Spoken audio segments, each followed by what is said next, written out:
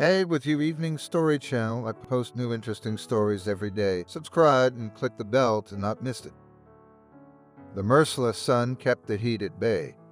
Summer was coming to an end in July. Everywhere you looked in the field, the yellow sea stretched to the horizon, rippling in the light wind. Adriana and Michael himself were from the village. They came to help Adriana's parents mow hay for the winter and harvest the crops. What's there to say? There was plenty of work in the village in the summer. The bank of the river where tall, lush grasses grew. Michael and his father-in-law went too, and the women stayed behind to cook dinner. But Adriana and her mother-in-law all came to help unload a car full of hay. Everything that happened afterwards, Michael remembered as if in a fog, how his Adriana had slipped awkwardly. And as if in a slow-motion movie, she started to fall from the top of the car. When he watched in a kind of daze with fear, his father-in-law cried out. But no one would have had time to pick him up or somehow soften the blow. In fact, it all happened very quickly. She fell on her back. They immediately took her to a paramedic, then to a hospital in the nearest town, but the doctors were just throwing up their hands. The woman could not move, could not swallow. She had to be fed through a tube, and after 2 weeks she was discharged home completely motionless. When Adriana regained consciousness, she could only move her eyes. In them she could read both confusion and despair from helplessness and hopelessness. And the mute pain of speaking, of course, she could not speak. This appears to be severe brain damage, as a result of a closed head injury. The doctor said, averting his eyes, "We need to go to the capital to make a more accurate diagnosis. Our hospital doesn't have that kind of equipment. Raise the money. All that I can advise you are forced to prescribe. We've done everything we can. You can tell us how much money we need. We have some savings. Even though we're a young family, we've been living together for 4 years." Asked the confused Michael. The doctor gave an approximate figure. Hope slowly faded in the eyes of the young man. "How am I supposed to live now? You have to go to work." The money we had saved up for an apartment was barely enough for the road and tests, and I had to live somewhere and for something. I have to ask my mother-in-law and father-in-law. They still have a little girl going to school. They'll sell the cow. Won't they? They're poor people like my mother. But I'll earn money for a nurse. I'll do my best. He worked as a security guard at the central bank branch and planned to find some more part-time work. His mother lived very far away in these parts. Michael stayed after serving in the army. He liked the city. He met a girl, although she was a native of the village, but lived and studied in the city at a culinary school. Modest kind. Michael felt confident and happy around her, and how delicious was her cooking. Adriana won Michael's heart. Simple working, sensitive, tender, attentive, and a pretty girl. Long brown hair, brown eyes. Light skin with a scattering of freckles, affectionate smile, thin lips. When Adriana graduated from college, they modestly signed and began to live together. Every weekend they visited her parents and only once visited Michael and her mother. Remembering his sweet Adriana, Michael, returning home, almost cried.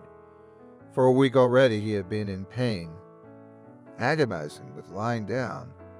His mother-in-law and her youngest daughter Betty were waiting for him at the entrance. Michael was very happy to see them. A few days he was met after work with a hot dinner, and his wife was surrounded by care alcohol odor from the apartment weathered. Frequent airing and damp cleaning did not go unnoticed by the young man. He was ready to kiss his mother-in-law's hands while he and Betty washed the two of them. Adriana changed diapers, but the happiness was short-lived. "Listen, we'll have to leave again. You know the housekeeping, right? And Betty's missed 2 weeks of school already, and my husband's been calling. It's hard on him." Adriana has a friend named Kathy. Remember when she was at the hospital talking to her? "Yeah, and you and Kathy have been best friends since we were kids. She'd recently moved to the city and got a job here. We talked about coming over at least once a week. She can after work." Thank you so much. I've already found a nurse. I'll meet her in 2 days. A female caregiver started coming in. Michael paid well. Kathy stayed with his wife on the weekends. And if Michael took a weekend shift, he was more willing to come home when Kathy was on duty. Michael became more irritable and angry. The landlady was also getting angrier and more frequent in her visits with remarks and nagging. Mentally, the atmosphere was very tense, and as time went on, it only became more and more tense. He no longer felt pity and sympathy for his Adriana, only a deep resentment. Now he began to think more about himself. Hatred and resentment grew in his soul. Why him? He is a young man, must bury himself next to this vegetable. Must endure, and work hard. What's he in for? It's only been 2 months, but there's been no improvement. His wife remained in the same condition. To earn money for treatment? No, that doesn't work. He had already found a second job that took off from the bank and went on a trip and drove foreign cars from abroad for the company.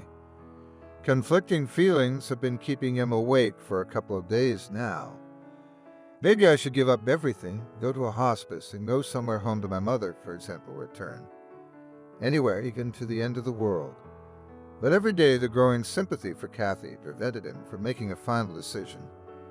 Her care, her sensitivity, her special charm made his heart beat faster. The trembling with which he touched her hand and warmth turned everything in his soul, and so close, shining, moist eyes. Those eyes had become so dear. Such dear, warm blue, bottomless eyes. He felt with every cell of his body tenderness, her desire to help protect. They understood each other with half a word, half a look, and she would look at him as if there was no one else around. One day, returning from a flight, he embraced Kathy, holding her tightly to his chest, and forgot himself in a sweet kiss. His heart clenched with tenderness and silent love. He felt on a subconscious level that his love was mutual. His heart fluttered, excited by her closeness. The taste of her caressing lips, her soft skin. Love simply drove him crazy with her. He forgot for a while in problems and troubles, and joy swept over him as pure as a morning sea wave. Please stay, Kathy. Without you I don't live, I don't breathe. For the 3rd day, he asked the young woman who had become his nearest and dearest. You have one room. We hide in the kitchen and the bathroom. It's unbearably disgusting. How does she look at you? The universal pain and that look of mute reproach. No, I can't. I'm sorry. You come when she's asleep. Do you know where I live? I can't bear it. She's deep red. Adriana feels these. I've already betrayed our friendship, hurt it. Close the door behind me. Wait, honey, I love you, Kathy. I love you. And he embraced her fervently, not letting go, kissing her flaming cheeks, eyes, and lips. She could not resist.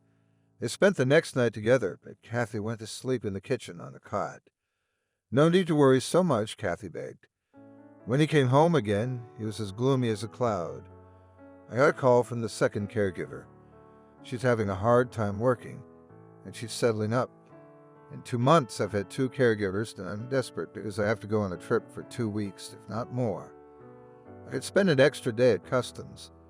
There are lines there now. I don't know what I'm going to do. I'll get off work, I'll stay. Is this how you spend your weekends? I'm ashamed to ask you. You have a good soul. That's why I love you. I love you so much. I'm sorry, stay. I'll come back one last time and I'll be sure to think of something.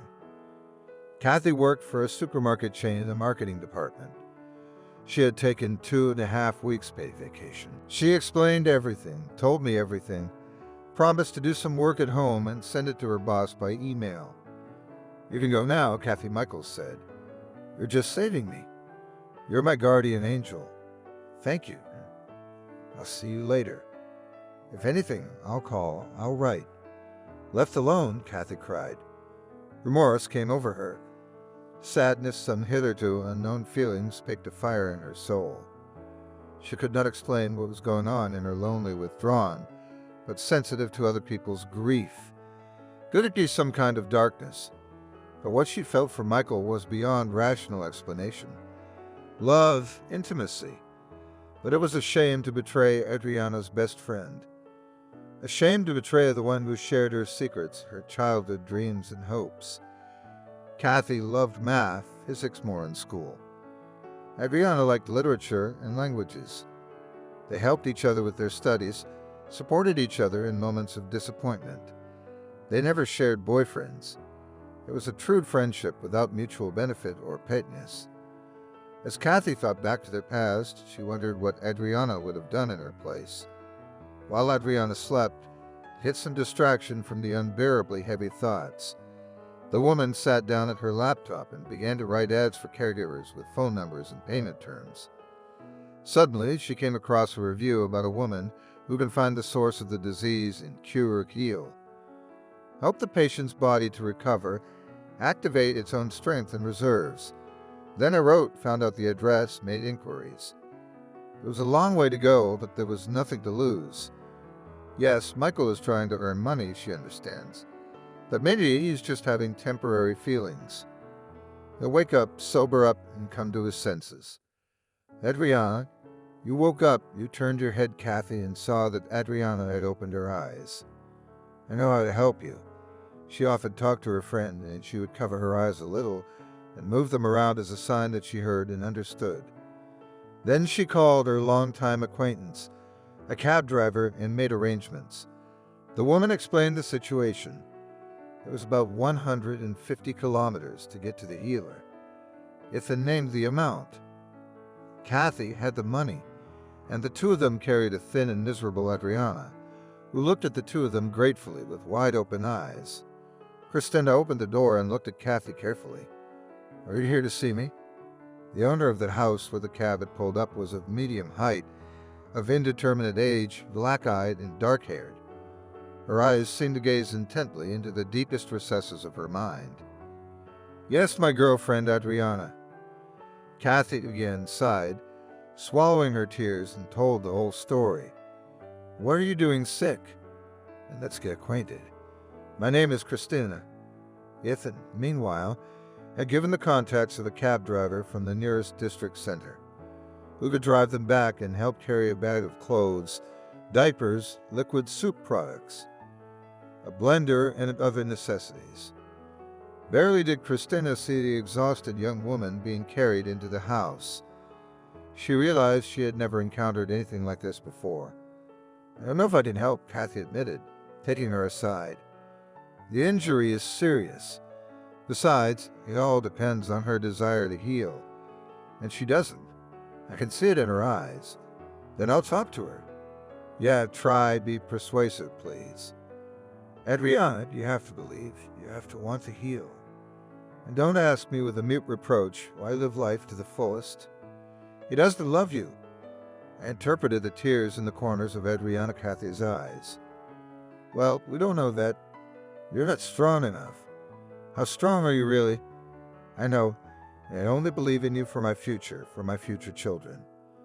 You owe it to Christina to help her heal you and get you back on your feet.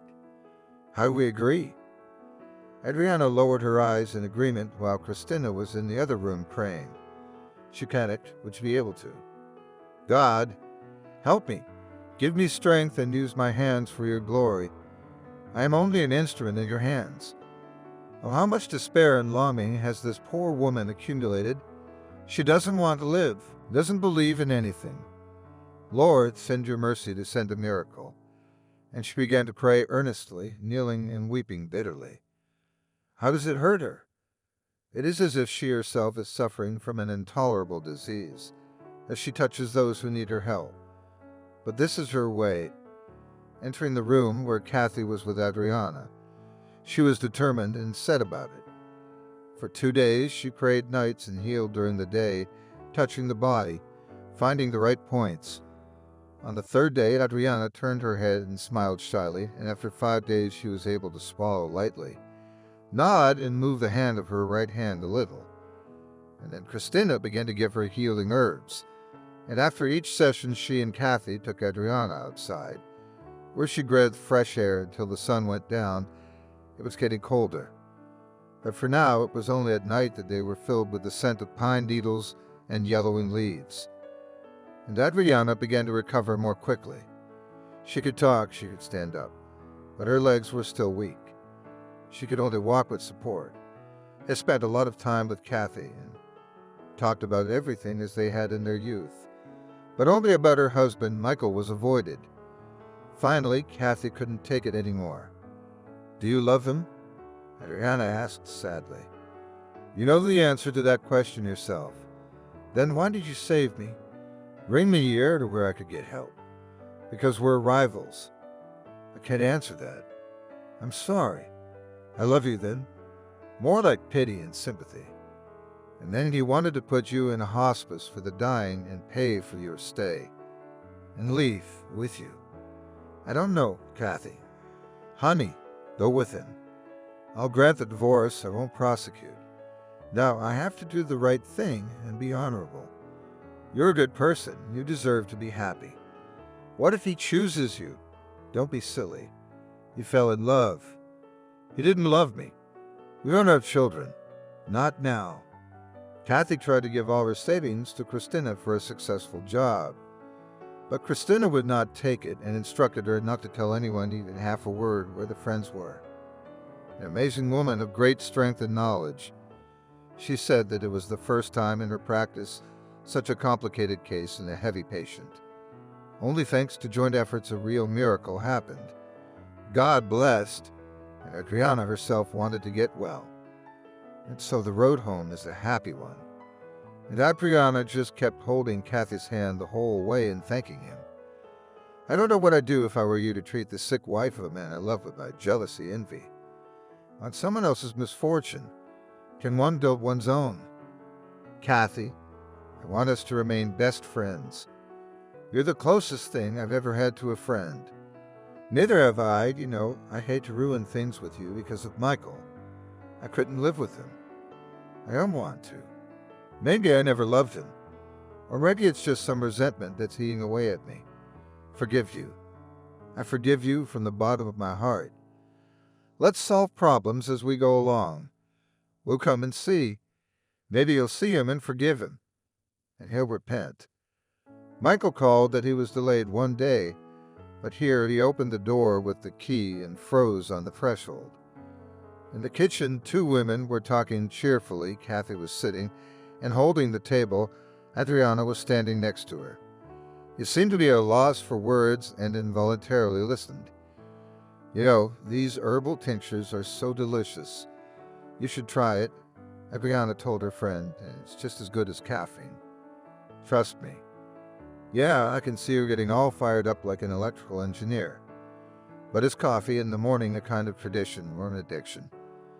"Well, they say you can replace it with chicory." Michael entered the kitchen with his heart thumping. "Like Adriana, what happened? How did you get up? The doctors told me." "Come on. I heard everything. Kathy was the reason I was able to heal. Yeah, I got up, as you can see. She brought me to a healer. She convinced me." He looked from one woman to the other in bewilderment. "But he wanted to ask why? I don't know. She was just being a human being. Will you forgive me?" He asked Adriana. "Maybe you should leave." "That's not what I meant. Will you forgive me for falling in love with your friend? And will you give me a divorce? You cannot love her. She's special." "Michael, I'm here, honey. Why doesn't anybody ask me?" Suddenly, Kathy spoke up. "I want you to go away too." "Where am I going but to divorce?" with a hopeful look at his wife. "Don't worry about it. I agree even tomorrow. We have no property together. The children will be divorced too." Michael left. Adriana went to her parents in the country for the weekend. She got her job back. She divorced her husband and took her friend with her to celebrate with homemade wine. A happy change in her life. Her eyes shone with joy. "I can't drink," Kathy confessed. "Something is agonizing, stomach aches and nausea. I know the reason. Before leaving me, Christina told me she felt when you were near. You have a dear friend under your heart. A new life is growing. You're pregnant. And Michael is not leaving because he loves you and can't live without you. The wicket creaked, and he showed up himself, not Dusty. I called him. Go to him. Come on, don't just stand there. And Adriana nudged the bewildered Kathy towards her ex-husband. No offense, I forgive you both. Long thought, of course, angry and mentally cursing. But that's just at first. Nothing can change that now. You deserve to be happy. Adriana, I'm sorry. I love Kathy. Michael's here, yeah. I've already forgiven you and her. Otherwise, I wouldn't have called you. Why don't you just tell Kathy yourself? Tell him. Oh, and I'm going to be your daughter's godmother. Oh, I put my hand over my mouth, Adriana. It just came out. I'm happy for you. Good things always come back.